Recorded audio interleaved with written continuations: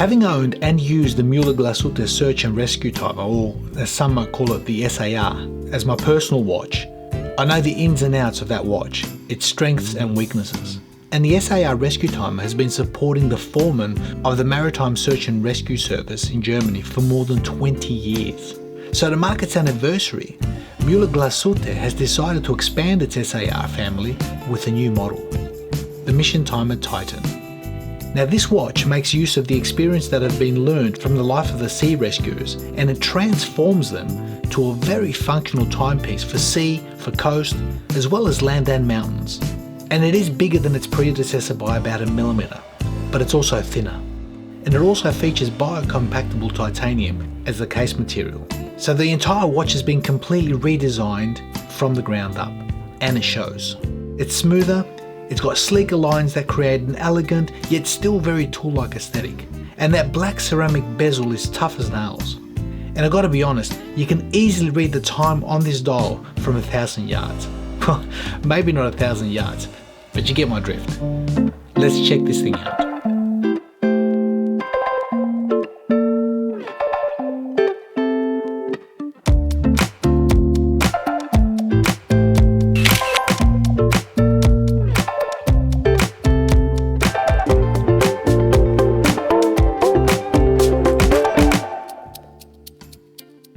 I was quite excited when Mühle-Glashütte announced this watch. I really wanted to get a hands-on, and I tell you what, I want to say a big thank you to Peter from Define Watches. For those who know, Peter is based up in Queensland in Noosa. He's the authorised dealer for Mühle-Glashütte, Zinn, many other watches, and he was generous enough to let me get hands-on with his watch. So because he's kind enough to lend out a watch like this for me to have a look at, more than happy to give him a free plug. If you're in Australia, you're looking for an authorised dealer for very good quality German watches, Mühle-Glashütte, Zinn, many other watches, get on his website, check him out. Now moving away from that, this watch, the Mission Timer Titan, it's a very similar but also a very different watch from the S.A.R. I can see that it shares the same DNA, same styling, but it's a much sleeker, smoother design, but it's also wider. And looking at the dimensions of this watch, I measure a case diameter of 42.6mm with a case height of 13mm. That lug to lug I measure a 51.4 with a lug width of 22. The crown is a welcome 6.9mm signed screw down crown. The watch has been pressure tested to 50 bar and is water resistant to 500 meters. And on this rubber strap, unsized, the watch comes in at exactly 104 grams. Now being a new watch, and it's not my watch, I'm not going to size this strap. But as you can see, the watch is sitting beautifully. And to size the strap, I actually have to cut it, replace it in here, cut it on the other side, and get it customized to my fit. And to me, that might be one of the letdowns, because even with my original one, the S.A.R, you have to cut it, pre-size it, put it in and get it right. And if you get that wrong, you pretty much only got one chance to get it spot on. So looking back on the wrist, the overhead, as you can see, a 42.6mm watch. It's extremely legible. For my wrist, 18 centimeters, you can see that lug to lug of 51.4. And when I say 51.4, I measure exactly from the tip there to the tip there. But the watch itself, as you can see, it seems to sit quite nicely. It's like a band. It's like having a rubber band on your wrist with a watch head. It's pretty cool. Looking at that height, I measure exactly 13mm. It's a no-brainer. It is sitting beautifully. And the taper of that strap, I measure 23.6 all the way down to 18.6 at that clasp, which aids in comfort. Now looking closer at this strap, it is designed purposely. It's wonderful, just like my original, very well made, very well executed, but these watches do suffer. For me, when you look at that clasp, you've got a titanium clasp, beautifully executed, beautifully finished, but the micro adjustability is what I think pretty much you got to get it right. You've got 2 holes here on the right, you've got 2 holes here on the left. That's the only amount of play you've got. So it's not a great deal, and being rubber, there's a little bit of give, but once you cut it, you've pretty much got to get it right. So ideally for me, instead of providing an extension, I would have preferred an on-the-fly adjustment here. So I think Mühle-Glashütte need to reimagine this clasp and give the end user a little bit more flexibility in that adjustment. And that would really set this thing off. Now I did mention that the case is slightly bigger than the S.A.R. This particular one is 42.6mm eye measure as compared to 42. And having a ceramic bezel rather than a rubber one, and also a thinner bezel, the actual dial layout is bigger on this watch, so it does present bigger on the wrist.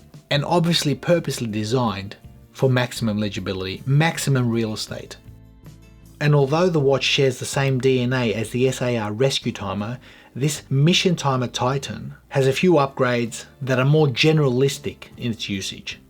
And one of those upgrades is reducing the water resistance from 1000 meters down to 500 meters.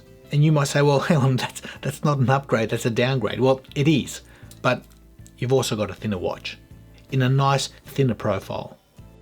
I think half a kilometer of water resistance is more than sufficient for daily use. Just saying.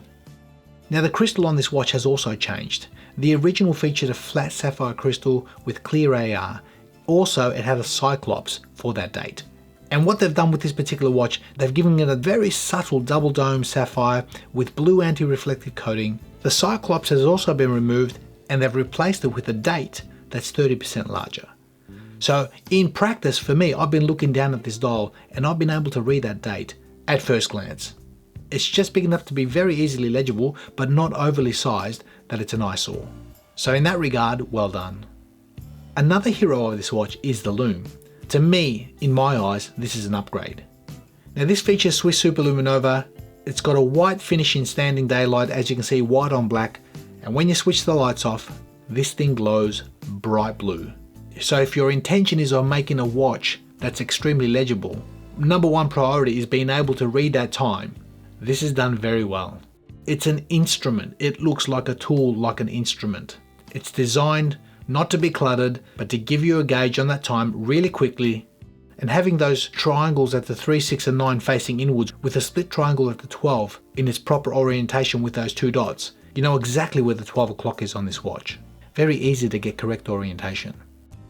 Now if I turn over the watch and look at the case back, you can see it's engraved. It's very finely detailed engraving. It shows the coastline of Germany with the operational area of the sea rescue on the North and Baltic Seas.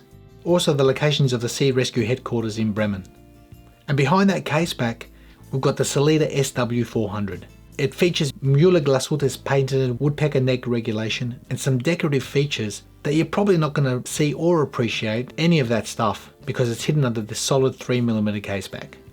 And speaking of functionality and tool aesthetic, the crown, 6.9mm, surrounded by crown guards, that itself has been a joy. So the original S.A.R search and rescue timer, I call that a piece of art, and a very well engineered one at that. And this one here, like I said, it shares the same DNA, and to me it feels more, well, for a better choice of words, cleaned up, modernized.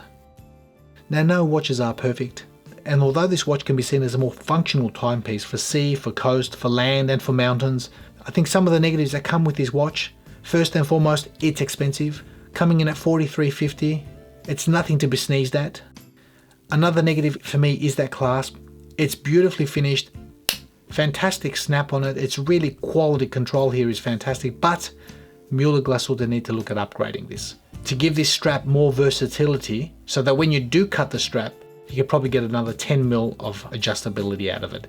That would be a welcome addition. And probably the last thing I want to touch on is the overall size.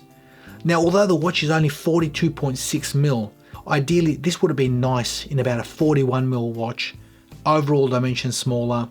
So for guys having 7, 7.5, 8-inch wrists, even bigger, this watch is ideal, it's perfect. However, I do wonder for a smaller wrist, it might be just that little bit too big, and that's a shame because this is such a beautiful watch, a beautiful instrument, a tool, and a very special part of our history with our German search and rescue that Mühle-Glashütte has been providing these watches for the last 20 odd years. Totally love this brand, totally love this watch. So I wanted to get it on the channel, check it out for myself. Let me know your thoughts, guys. Let me know your thoughts of this brand or even this watch itself. The Mission Timer Titan. It's bigger, it's better, it's sleeker, it's smoother, but it also costs a little bit more money. Thanks for watching, guys. I hope you enjoyed that. For those in Australia who want to check it out, get on Define's website, check out these watches and more. Thanks again to Pete for sending this out to the channel for me to have a look at. Be well, guys, be safe, and we'll see you all in the next video.